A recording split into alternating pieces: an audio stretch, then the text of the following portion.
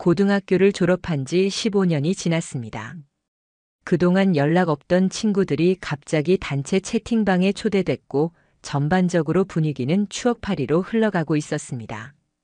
저는 처음엔 그냥 무시하려고 했어요. 솔직히 바쁘게 사느라 고등학교 친구들이 그립지도 않았고 딱히 보고 싶은 사람도 없었습니다. 그런데 아내가 어느 날 그러더군요. 여보, 나도 동창 모임 생겼어. 다음 주에 모이기로 했어. 그냥 그러려니 했습니다. 요즘 사람들 SNS로 다시 엮이는 경우도 많고 아내도 꽤 사교적인 편이었거든요. 그런데 그날 이후 아내가 눈에 띄게 달라지기 시작했습니다. 전에는 퇴근하고 오면 늘 피곤해 보였고 주말엔 대충 트레이닝복 입고 나가던 사람이 갑자기 외출할 때마다 정장을 입는 겁니다. 머리는 고데기로 말고 향수도 제가 싫어하던 진한 걸 쓰기 시작했습니다. 이상했습니다. 저는 그 순간부터 뭔가 불길한 기분이 들기 시작했어요. 직감이 이상하게 날카롭게 반응하더라고요. 뭔가 있다, 뭔가 숨긴다. 이건 그냥 동창 모임이 아니다 싶었습니다. 처음엔 그냥 넘어가려 했습니다. 괜히 의심했다가 제가 오히려 이상한 사람이 될 수도 있으니까요. 하지만 그 직감은 틀리지 않았습니다. 어느 날 아내가 외출 후 늦게 들어왔고 술을 마셨다는 핑계를 대며 얼버무렸습니다. 그런데 입고 온 옷이 바뀌어 있었습니다. 처음 나갈 때 입었던 치마가 아닌 다른 원피스를 입고 있었던 겁니다. 저는 그걸 보고 피가 거꾸로 솟는 기분이 들었습니다. 누구 옷이지 왜 갈아입었지? 설마 옷까지 준비해둔 건가 머릿속이 뒤죽박죽이 됐습니다. 다음 날 저는 아내 몰래 그 단체 채팅방을 확인했습니다. 아내가 자주 보는 노트북에서 로그인된 계정으로 몰래 들어간 겁니다. 거기엔 사진이 있었습니다. 동창 모임 사진. 모두가 밝게 웃고 있었습니다. 그런데 바로 거기에 제 친구가 있었습니다. 이름도 정확히 기억났습니다. 강도윤. 제 인생에서 절대 잊을 수 없는 친구. 20대 초반까지도 자주 어울렸던 친구였죠.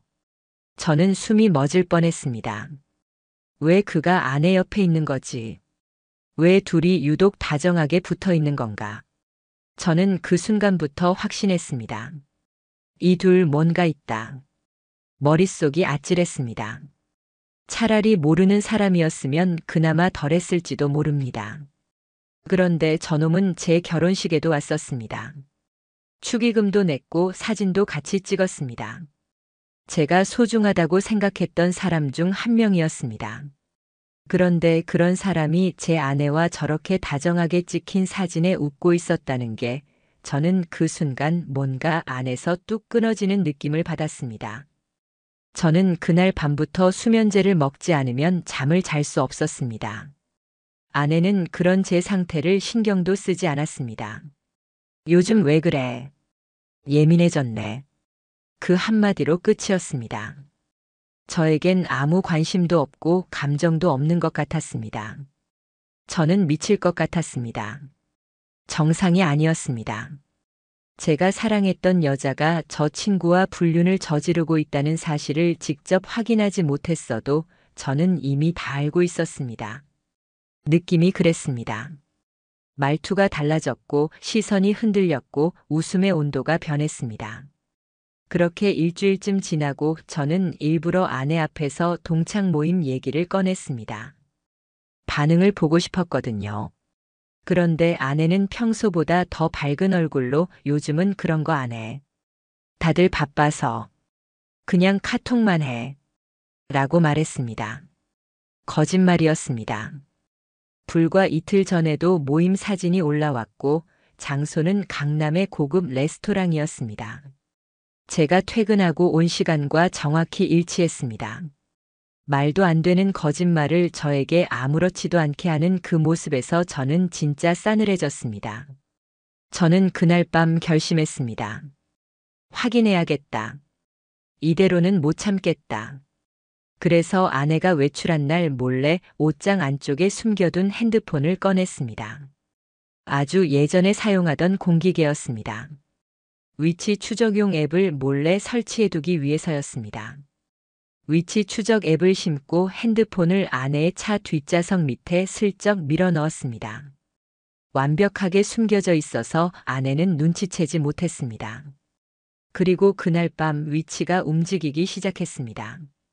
처음엔 카페, 그 다음엔 식당, 그리고 마지막엔 모텔 거리였습니다. 심장이 쿵쾅거리기 시작했습니다. 아니길 바랐습니다. 진짜로 아닐 수도 있겠지. 너무 민감하게 반응하는 건가. 그렇게 자기 합리화를 하면서도 저는 발을 덜덜 떨며 위치를 확인했습니다.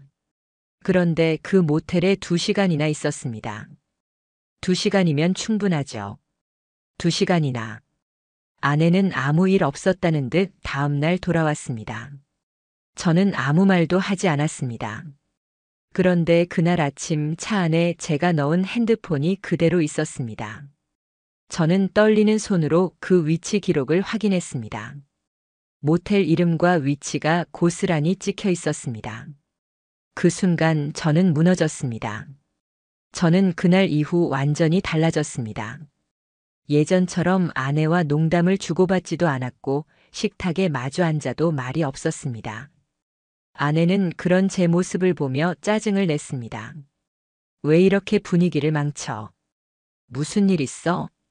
그 말을 듣고 저는 진짜 이 악물었습니다. 들킨 걸 모르고 저렇게 당당할 수가 있을까? 그런 태도조차 얄밉고 화가 치밀어 올랐습니다. 사람이 이토록 뻔뻔할 수 있나 싶었습니다. 내 친구랑 바람이 나면서도 아무 일 없었다는 듯 나를 쳐다보는 그 눈빛. 저는 그날부터 아내를 더 이상 사람으로 볼 수 없었습니다. 그래도 저는 감정을 내지 않았습니다. 참았습니다. 감정적으로 대응하면 모든 게 흐트러질 수 있으니까요. 저는 철저하게 준비하기로 했습니다. 감정을 싸매고 증거를 쌓고 완전히 확실해졌을 때 한 방에 치고 나갈 계획을 세우기 시작했습니다. 먼저 저는 아내의 통화 기록과 메시지 내용을 확인하기 위해 새 핸드폰을 하나 개통했습니다. 그리고 집에 있는 와이파이 공유기 설정을 바꿨습니다. 모든 기기 접속 기록을 볼 수 있도록 로그 기능을 켰고 아내의 휴대폰 IP를 따로 기록해서 활동 패턴을 분석할 수 있도록 했습니다. 그리고 결정적으로 아내가 자주 쓰는 노트북의 브라우저를 체크했습니다. 거기에 최근 방문 기록이 남아 있었는데 그곳엔 아주 익숙한 주소들이 있었습니다. 모텔 예약 사이트, 특정 카페의 위치, 주차 가능한 조용한 레스토랑. 저는 그걸 보며 아내의 하루 일과를 정리해 나갔습니다. 아내가 자주 가는 시간, 위치, 머무는 시간, 너무나 상세하고 일관됐습니다. 심지어 저는 캘린더 앱에서 예약 표시가 되어 있는 걸 보고 경악했습니다. 날짜 옆에 적힌 메모에는 이런 글이 있었습니다. 10시, 도윤 5층 방. 저는 그 순간 손에서 핸드폰을 떨어뜨릴 뻔했습니다. 도윤, 제 친구, 그 인간의 이름이 너무나 당당하게 적혀 있었습니다. 그날 이후 저는 감시 카메라를 준비했습니다. 블루투스 기능이 있는 초소형 렌즈였습니다. 평소 아내가 사용하는 차량 대시보드 아래쪽에 설치했고 거기서 녹화된 영상은 제 클라우드에 자동으로 업로드 되도록 설정했습니다. 그리고 며칠 후 그 영상이 찍혔습니다. 아내가 조수석에 누군가를 태웠습니다. 얼굴은 선글라스와 마스크에 가려져 있었지만 몸짓과 목소리, 걸음걸이. 저는 그게 누군지 단박에 알 수 있었습니다. 도윤이었습니다. 그 인간 특유의 비웃는 말투가 녹음되어 있었습니다. 요즘 너 진짜 대담해졌네. 너무 들키고 싶은 거 아냐? 그 말이 제 귀에 들어왔을 때 저는 온몸에 소름이 끼쳤습니다. 저한테는 아무렇지 않게 행동하면서 뒤에서는 이렇게 대놓고 비웃고 있었다는 게 저는 더 이상 참을 수 없었습니다. 그날 밤 저는 다시 핸드폰을 확인했습니다. 그런데 이번엔 더 충격적인 사실이 있었어요. 아내가 저와 함께 살고 있는 이 집. 우리 집에서 도윤과 주고받은 영상 통화 흔적이 남아 있었습니다. 벽지, 식탁, 소파, 그 영상 통화 배경에 전부 우리 집이 나왔습니다. 제가 회사 간 사이에 그 인간이 우리 집에 들어온 겁니다. 저는 심장이 멎는 줄 알았습니다. 제 침대에서 통화한 기록도 있었습니다. 거기까지는 절대 넘어갈 수 없었습니다. 저는 그날부터 집에 있는 모든 가전기기의 기록을 뒤졌습니다. 공기청정기, 냉장고, 조명 시스템, 우리 집은 부분적으로 스마트홈이었기 때문에 기기 작동 기록이 남아 있었습니다. 놀랍게도 제가 없던 날 정오부터 3시까지 집 안 조명이 켜져 있었고 평소 사용하지 않던 침실 공기청정기가 가동된 기록이 있었습니다. 누가 집에 있었던 겁니다. 그 순간 저는 미쳐버릴 뻔했습니다. 이건 단순한 불륜이 아니었습니다. 저를 완전히 조롱하고 깔보고 속이면서 우리 집 안방까지 더럽혔다는 뜻이었습니다. 저는 자존심이고 뭐고 다 박살났습니다.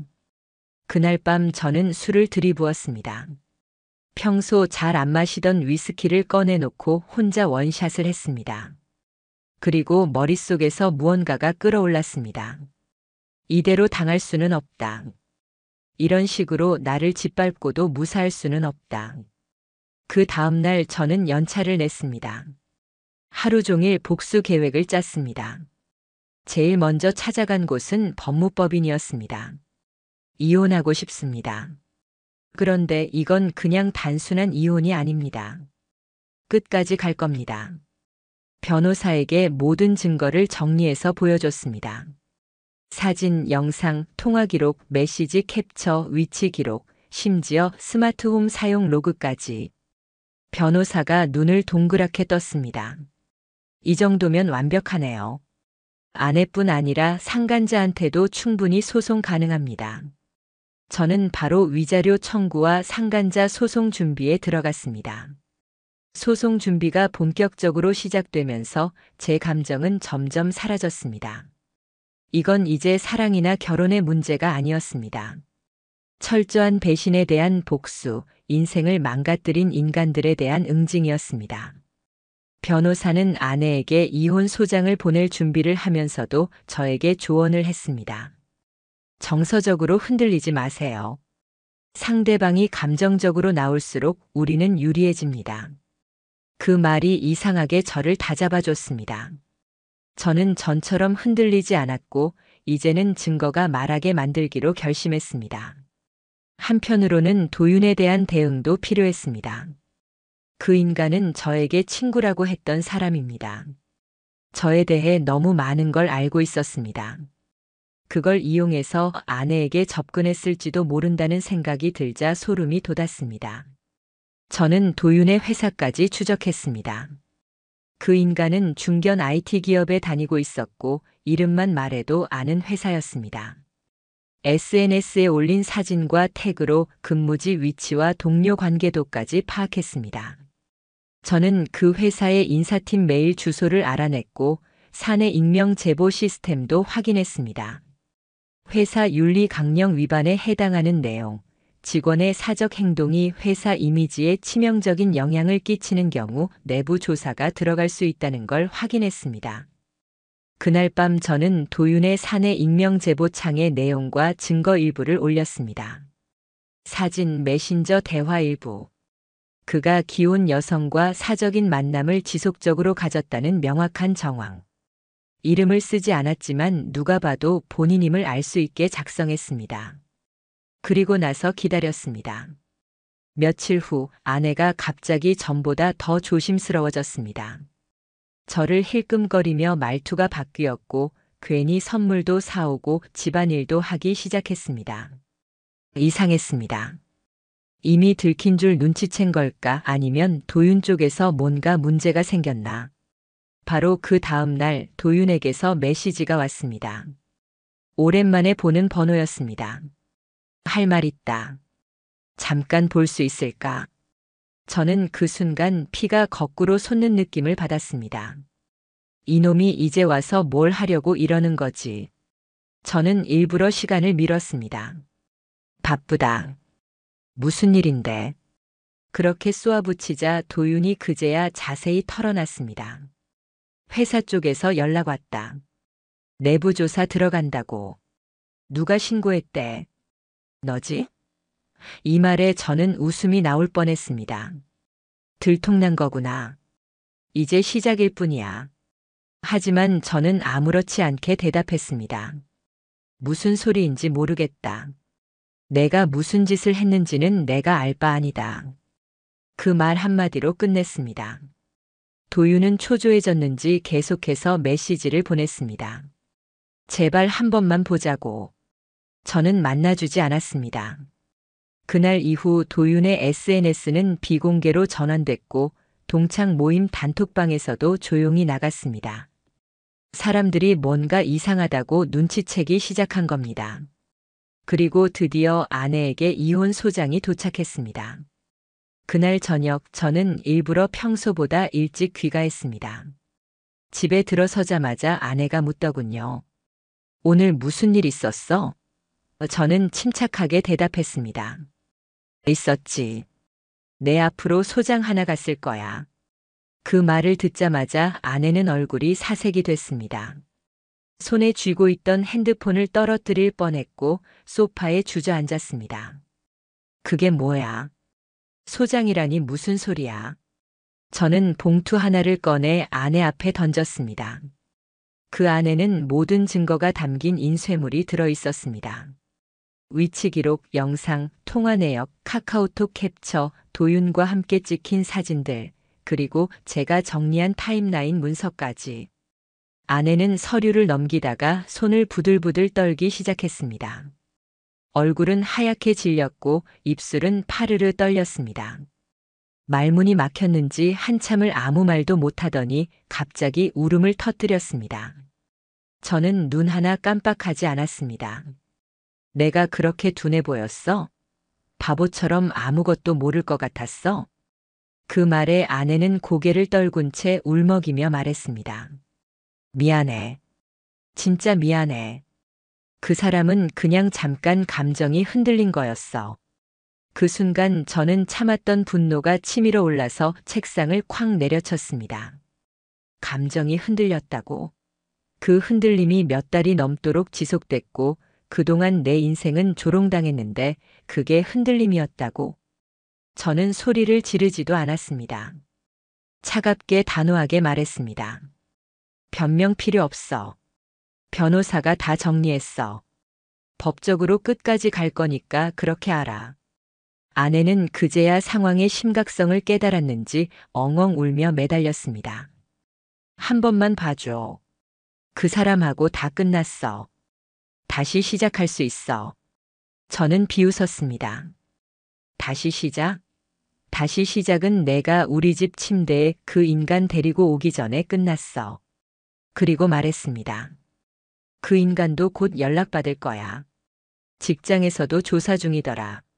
너도 각오해. 위자료 청구, 상간자 소송 다 준비돼 있으니까. 아내는 주저앉아 울기만 했습니다. 그 모습을 보고도 저는 아무런 감정이 들지 않았습니다.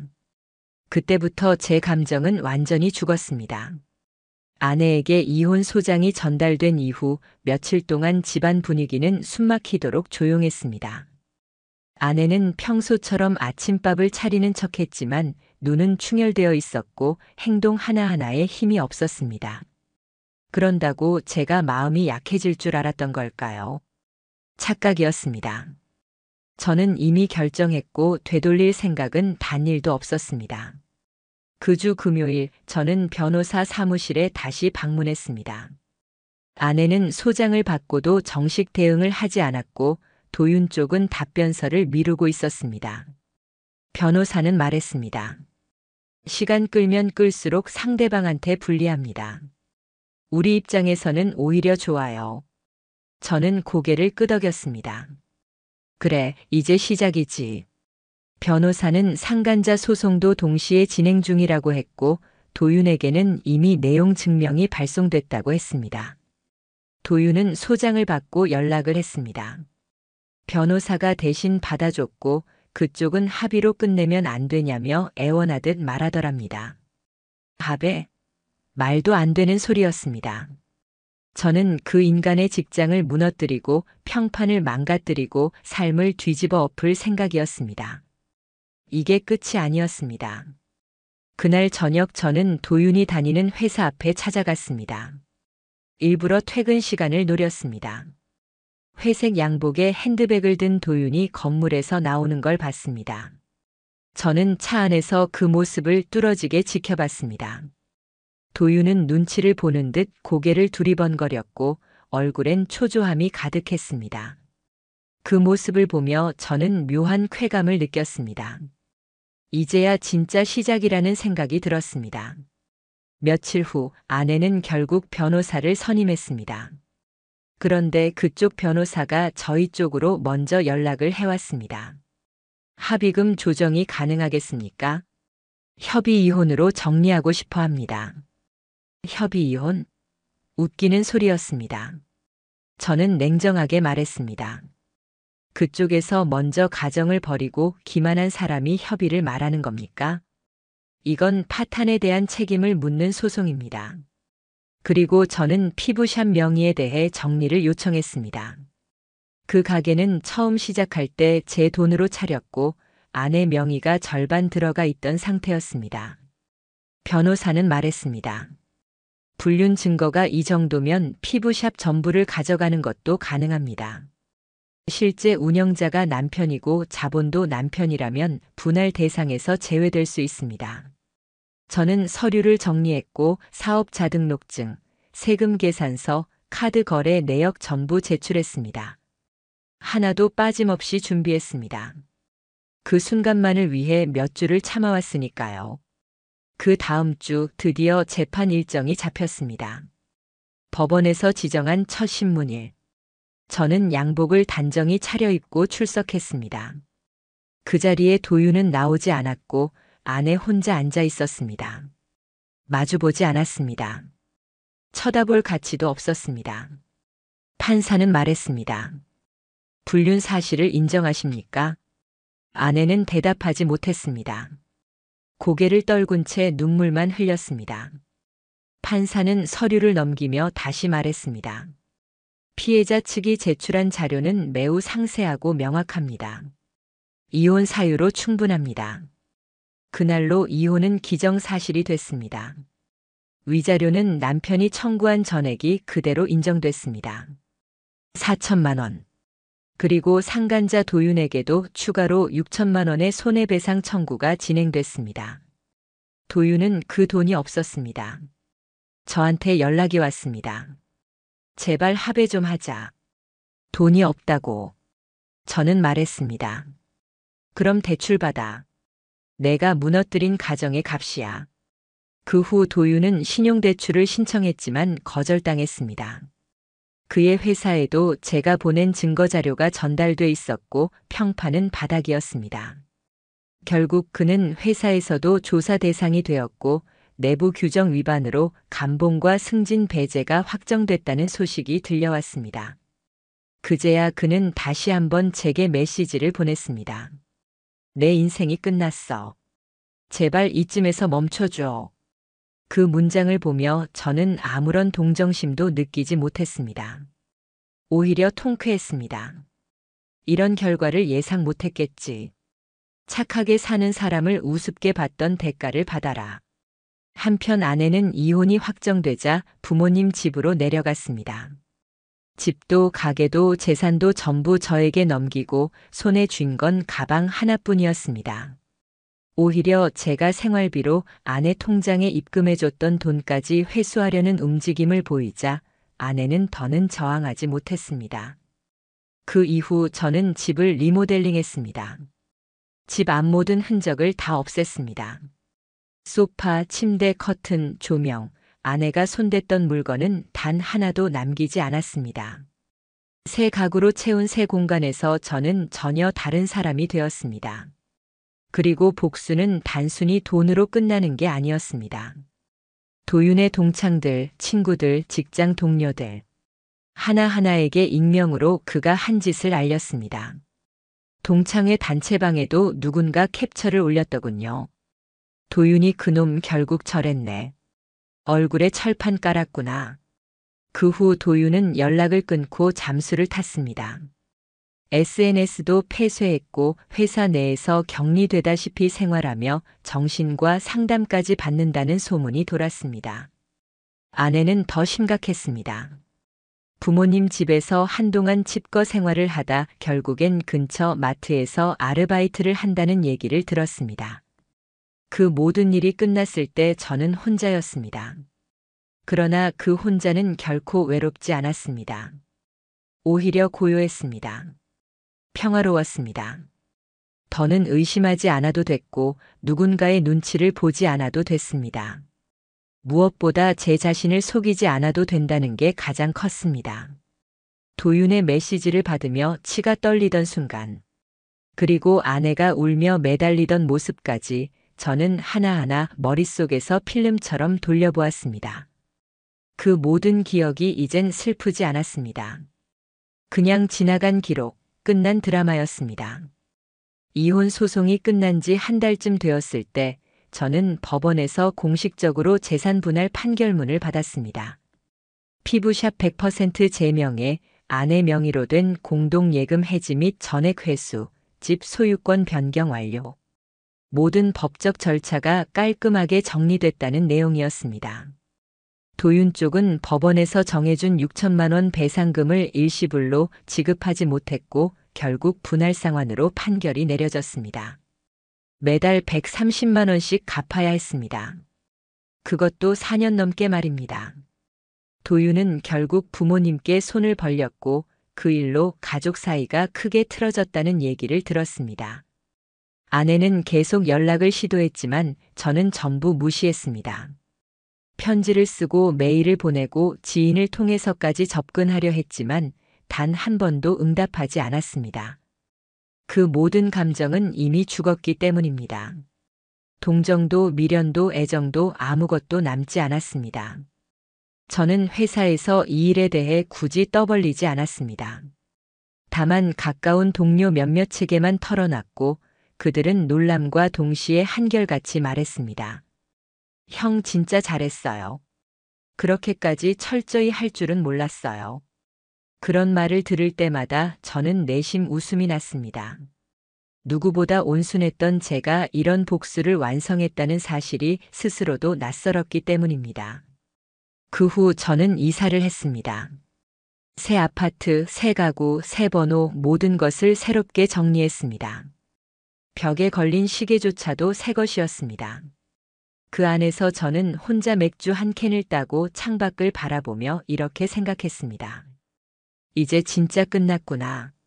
나는 살아남았고 그들은 망가졌어. 그 말이 입 밖으로 새어나왔을 때 묘하게 웃음이 나왔습니다. 저는 다시 시작할 수 있었습니다. 더는 속지 않을 자신이 있었고 제 감정을 외면하지 않을 용기도 생겼습니다. 그리고 그 누구도 다시는 저를 무너뜨릴 수 없다는 확신이 생겼습니다. 저는 그 둘에게 분명히 보여줬습니다. 세상엔 참아주는 사람과 당하는 사람이 같은 게 아니라는 걸. 나를 속이고 무너뜨린 대가가 얼마나 클 수 있는지를 말입니다. 그게 제 인생의 마지막 사랑은 아니겠지만 적어도 그 사랑이 얼마나 잔인하게 배신당했는지는 평생 잊지 않을 겁니다. 그리고 그 대가를 받게 만든 복수 또한 절대 잊지 않을 겁니다. 그들의 인생에서 한 사람을 완전히 잘못 건드렸다는 걸 평생 기억하게 만들었으니까요. 남편은 10년 전 회사를 옮기면서 지금의 지방 도시로 발령을 받았습니다. 서울에서 함께 살다가 남편 혼자 2시간 거리의 지방에 거처를 마련하고 주말마다 집에 오는 주말 부부가 된 거죠.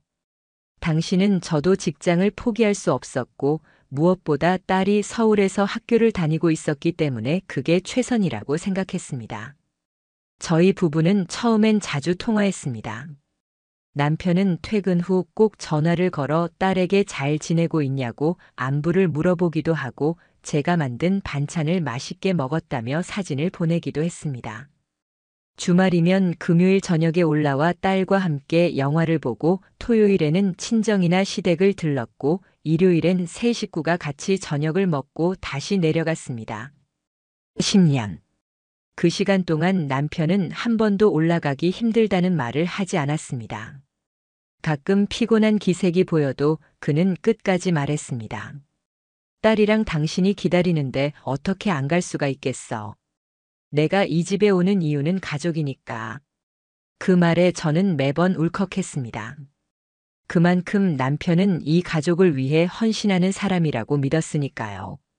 하지만 지금 돌아보면 그 모든 말은 저를 속이기 위한 포장지였다는 걸 알게 됐습니다. 처음 이상한 기운을 느낀 건 작년 겨울쯤이었습니다. 남편이 금요일 저녁이 아닌 토요일 오전에 올라오겠다고 하더군요. 출장이 좀 길어졌어. 어쩔 수 없네. 그 한마디에 저는 고개를 끄덕였습니다. 하지만 그게 그 다음 주에도 그 다음 달에도 반복됐습니다. 급기야 어떤 주말에는 아예 올라오지 않기도 했습니다. 몸살 기운이 좀 있어서 괜히 옮기면 안 되잖아. 그 말을 듣고 딸이 말했습니다. 아빠 목소리는 멀쩡하던데? 그래도 감기일 수도 있으니까. 저는 그렇게 둘러댔습니다. 아직까지는 남편을 믿고 싶었거든요. 아니, 정확히 말하면 믿고 있어야 저 자신이 무너지지 않을 것 같았어요. 그런데 어느 날 제 친한 친구이자 이웃인 혜정 언니가 무심코 이런 말을 하더군요. 내 남편 혹시 땡땡시에서 땡땡시 부부랑 자주 어울리니? 그 부부는 남편이 회사 사람들 중에서도 가장 친하게 지내는 커플로 알고 있었습니다. 제가 그럴걸요? 하고 넘기자 언니는 조심스럽게 말했습니다. 어제 땡땡 호텔 뷔페에서 땡땡씨 부인이랑 남편이 단둘이 있는 거 봤다더라. 나랑 아는 사람도 같은 날 거기 있었거든. 그 말을 듣는 순간 가슴이 철렁 내려앉았습니다. 하지만 저는 곧 억지로 웃으며 말했습니다. 설마요. 둘이 회사 행사 때문에 간 걸 수도 있죠. 제 입은 그렇게 말하고 있었지만 속에서는 이미 묘하게 꿰맞춰지기 시작한 조각들이 떠올랐습니다. 출장이라던 날 갑자기 연락이 안 됐던 시간, 카톡 읽씹이 부쩍 많아진 최근, 집에 올 때 항상 급하게 샤워부터 하는 습관, 주말에 입던 캐주얼한 셔츠가 낯설게 바뀌어 있던 것, 모든 것들이 이상했습니다. 하지만 증거는 없었습니다. 그리고 저는 증거 없이는 절대 입도 뗄 수 없는 사람입니다. 그날 밤 저는 딸이 잠든 후 남편에게 메시지를 보냈습니다. 다음 주엔 좀 일찍 올 수 있을까? 답장은 조금 늦게 왔습니다. 응. 다음 주엔 꼭 금요일에 갈게. 딸이랑 영화도 보고 싶다. 저는 핸드폰을 내려놓고 거실에 앉아 혼자 멍하니 생각했습니다. 그의 말 한마디, 표정 하나가 이제는 모두 의심으로 보이기 시작한 거죠. 하지만 제가 확실히 깨달은 건 그 다음 주였습니다. 토요일 오후 남편이 집에 왔고 혼자 작은 백을 들고 있었습니다. 그 가방 안에는 여성용 핸드크림과 립밤이 들어 있었습니다. 제가 이거 뭐야? 라고 묻자 남편은 웃으며 말했습니다. 동료 여직원이 준 건데 그냥 버리기도 그래서 넣어뒀어. 그 말은 너무도 자연스러웠고 저는 그 자리에서 아무 말도 하지 않았습니다. 하지만 그날 밤 저는 남편의 백에서 호텔 영수증 한 장을 발견하게 됩니다. 땡땡 호텔 902호. 룸서비스 결제 시간은 전날 밤 10시 47분. 그 시간 남편은 저에게 몸살 기운이 있다며 통화조차 하지 않았던 날입니다. 그날 저는 잠든 남편 옆에서 도저히 눈을 감을 수 없었습니다. 결국 그토록 믿었던 사람에게 제 모든 일상이 뒤집힐지도 모른다는 생각에 저는 밤새도록 숨죽여 울었습니다. 그때까지만 해도 몰랐습니다. 이게 단순한 외도가 아니라 또 다른 가정을 만든 사건이라는 것을요. 그날 이후로 저는 더 이상 이전의 제가 아니었습니다. 남편의 말에 의심을 갖기 시작한 순간 제 안의 모든 감정은 조용히 뒤틀리기 시작했습니다. 남편이 주말에 집에 올 때마다 그의 행동을 기록했습니다. 어떤 옷을 입었는지, 어떤 냄새가 났는지, 핸드폰을 손에 쥐고 있는 시간, 잠든 뒤에도 핸드폰을 어디에 두는지, 그의 일거수일투족은 이제 사랑의 대상이 아니라 관찰의 대상이 되어 있었습니다. 며칠 후 저는 조용히 서울 근처의 한 사설 탐정 사무소를 찾았습니다. 그곳에서 만난 여성 상담원은 오히려 제게 조심스레 물었습니다. 혹시 구체적인 의심 정황이 있으신가요? 그게 아니라면 의심으로 끝날 수도 있어요. 저는 가방에서 영수증과 호텔 이름이 찍힌 사진, 남편의 일정표 그리고 수상했던 날짜들에 표시한 메모지를 꺼냈습니다. 그녀는 조용히 고개를 끄덕였습니다. 아내분은 이미 절반의 퍼즐을 다 맞추신 상태네요. 탐정팀은 그 주부터 남편이 있는 땡땡시 인근 호텔 차량 위치, 그리고 그가 자주 만난다는 지인 부부의 아내를 중심으로 조사를 시작했습니다. 제게 그 부인의 이름은 참 익숙했습니다. 땡땡씨. 그녀는 몇 년 전 우리 집에 함께 식사를 하러 온 적도 있었고, 제가 직접 반찬을 싸서 남편에게 보내면 그녀가 잘 먹었어요 라며 감사 인사를 전하던 사람이었습니다. 그녀는 제 딸에게 이모라고 불려도 어색하지 않은 사람이었습니다. 일주일 후 탐정은 연락을 해왔습니다. 직접 보시는 게 좋을 것 같습니다. 저는 그 말을 듣고 무릎에 힘이 풀리는 것 같았습니다. 약속된 카페에서 그녀는 태블릿을 열어 사진 몇 장을 보여줬습니다.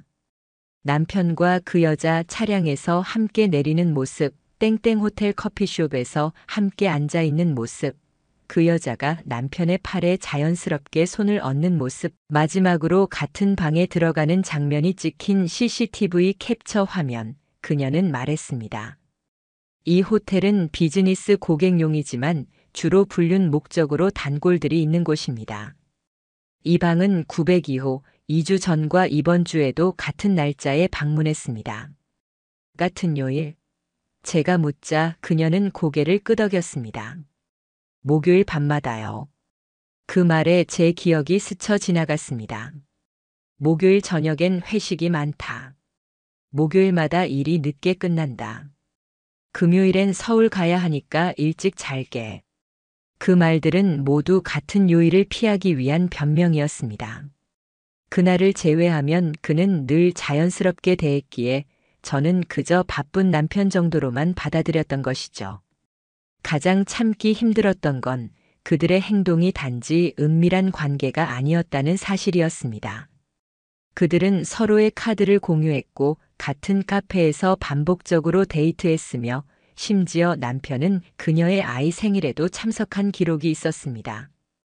그 아이는 딸과 비슷한 또래였습니다. 탐정은 사진을 넘기며 말했습니다. 여기, 이건 지난달 사진인데요. 이 커플 아니, 두 분은 해당 여성의 가족 모임에도 함께 참석했습니다. 남편분은 단순한 관계를 넘어서 거의 부부처럼 행동하고 있었습니다. 그 말을 듣고 제 속에서 피가 끓는 것 같았습니다. 제가 어떤 삶을 살아왔는지, 이 가족을 지키기 위해 얼마나 애썼는지 그는 알고도 그런 선택을 한 걸까요? 결혼 10년. 그 시간 동안 저는 그의 가족을 가족이라 믿었고 그의 고된 생활을 함께 이겨낸 동반자라 믿었습니다. 하지만 그는 서울 집에 저와 딸을 주말용 가족, 그리고 평일에 그 여자는 실제 생활 파트너로 나누고 있었던 겁니다. 그날 밤 저는 아이가 자는 방을 살며시 들여다보았습니다. 딸은 다음 주 고등학교 입학을 앞두고 있었고 제게 언제나 친구 같은 존재였습니다.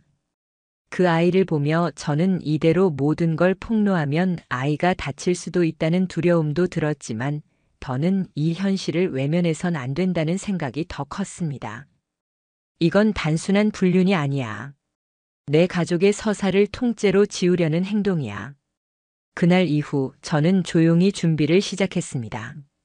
남편과 상간녀의 만남을 더 확보하기 위한 일정 추적, 딸의 학사 일정 정리, 충격을 줄이기 위한 보호 계획 수립, 변호사 상담 예약, 남편 노트북 내 기록 백업, 상간녀의 남편과 연락 가능 여부 조사. 그리고 마침내 상간녀의 남편에게 결정적인 사진 3장을 익명으로 보내게 됩니다. 그의 아내와 제 남편이 호텔 방으로 들어가는 모습, 남편이 그녀의 뒷머리를 쓰다듬는 장면, 차량 안에서 입을 맞추는 모습, 익명 계정으로 보내며 저는 메시지를 남기지 않았습니다. 말하지 않아도 아플 만큼 명백한 배신이었기 때문입니다. 그날 이후 모든 것이 바뀌기 시작했습니다. 남편은 저를 속이려 계속 웃었지만 저는 이제 그 웃음의 밑바닥을 알고 있었습니다. 나는 이제 아무것도 모르는 아내가 아니다. 그리고 너희가 그렇게 쉽게 짓밟은 내 삶의 무게를 이제부터 너희가 감당하게 될 것이다. 상간녀의 남편에게 보낸 사진은 생각보다 빠르게 파장을 일으켰습니다. 익명 계정으로 보냈기에 그가 어떤 반응을 보일지 걱정도 됐지만 48시간도 지나지 않아 그는 저에게 비공개 메일 한 통을 보내왔습니다. 혹시 사진 보내신 분이 맞습니까? 진실을 알고 싶습니다. 그 말이 제게 얼마나 위로가 됐는지 모릅니다. 저만 이 지옥 같은 상황에 있는 게 아니라는 것. 그리고 누군가는 이 거짓을 함께 끝내고 싶어 한다는 것. 그날 저녁 우리는 조용한 카페 한편에서 처음 만났습니다. 그는 저보다 2살 어린 사람이었고 표정은 많이 굳어 있었지만 어딘지 감정이 다 닳아버린 사람의 얼굴이었습니다. 그 사진 진짜였네요. 예, 진짜입니다. 그는 고개를 숙인 채 한참을 침묵하다가 핸드폰을 꺼내 녹음 파일 하나를 들려주었습니다. 상간녀가 친구와 통화하며 웃으며 말하던 내용이었습니다. 요즘은 완전 투잡 뛰는 기분이야. 평일엔 땡땡 오빠랑 살고 주말엔 진짜 남편이랑 지내고. 진짜 결혼은 평일이 더 중요한 거 아냐? 이중 생활이 적성에 맞나 봐. 저는 손끝이 떨리는 걸 억누르며 들었습니다. 그 목소리가 익숙해서 더더욱 소름이 끼쳤습니다. 그는 조용히 제게 말했습니다. 이혼 생각 중입니다. 하지만 그 전에 이 여자와 당신 남편이 어떤 짓을 해왔는지 낱낱이 밝혀야겠죠. 그날 이후 우리는 공조를 시작했습니다. 서로 확보한 증거를 공유했고 상간녀와 제 남편의 일정표를 비교했습니다. 호텔 출입 내역, 카드 결제 내역, 대화 캡처, 그들이 함께 간 가족 행사 사진까지. 놀랍게도 그들은 서로의 배우자를 완전히 평일과 주말로 분리해두고 자신들의 생활을 설계해두고 있었습니다. 주말 서울 가족 역할 수행, 평일 땡띵시 커플처럼 데이트, 외박, 심지어 친구 부부 모임 참석. 그들은 서로가 유부남유부녀라는 사실조차 숨긴 채 둘 다 이혼 준비 중이라고 지인들에게 거짓말을 하며 새로운 시작을 준비 중이었던 겁니다. 저는 그와 함께 서울의 유명한 가사 전문 로펌에 공동 상담을 예약했습니다. 변호사는 자료를 하나하나 검토하며 곧바로 이렇게 말했습니다. 이건 단순한 외도가 아닙니다. 2사람은 공동의 목적 아래 각각의 가정을 기만하고 파괴한 행위입니다. 법적으로도 충분히 중대한 손해배상 청구가 가능합니다. 그 말이 끝나자마자 상간녀의 남편은 단호하게 말했습니다. 최대한 강하게 그리고 확실하게 처벌해 주십시오. 저 역시 망설이지 않았습니다. 합의는 없을 겁니다. 절대 넘어가지 않을 겁니다. 그 주 주말 남편이 평소처럼 집에 왔습니다.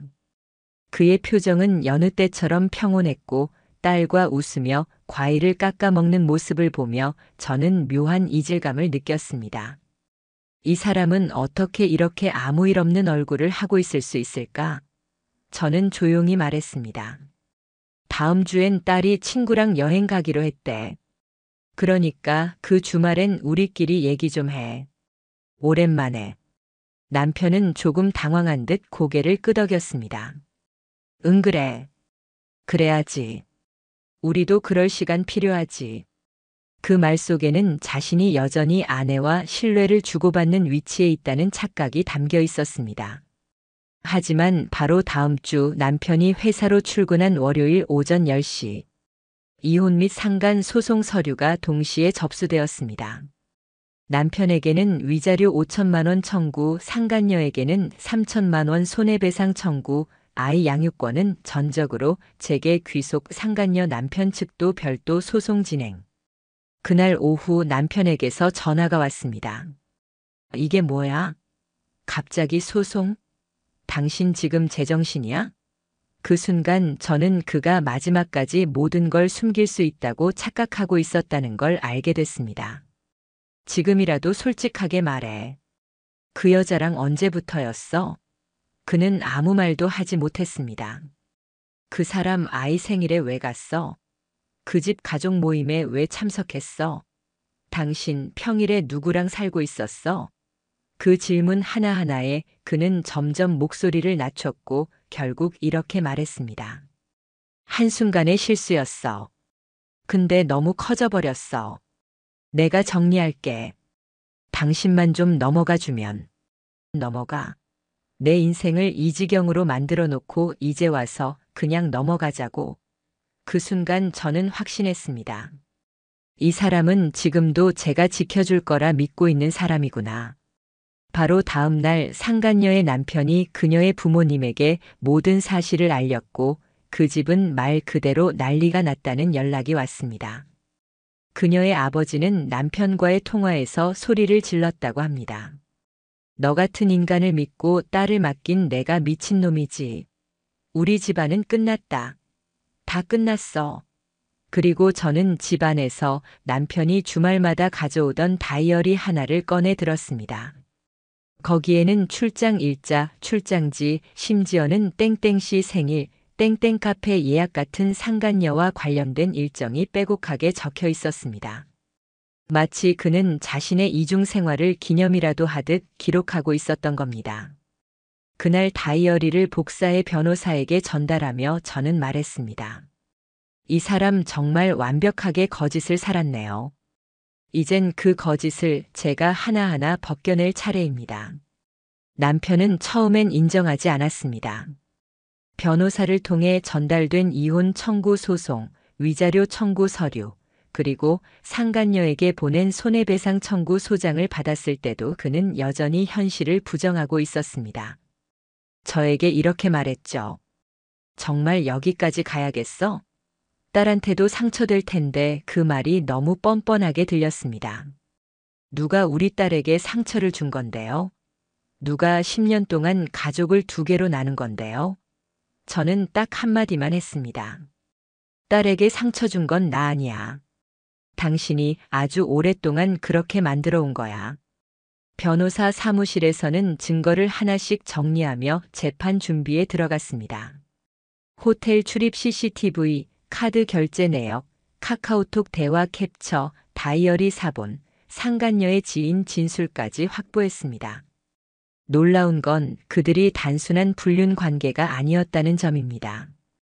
동거 수준의 생활, 정기적인 모임 참석, 상간녀 자녀 돌봄 참여, 이혼 후 재혼 계획이라는 내용을 담은 문자까지 확보된 법원은 이 모든 증거를 받아들였습니다. 양측의 의견서 제출을 요구했고 본격적인 소송이 시작됐습니다. 남편 측은 처음엔 방어적으로 나왔습니다.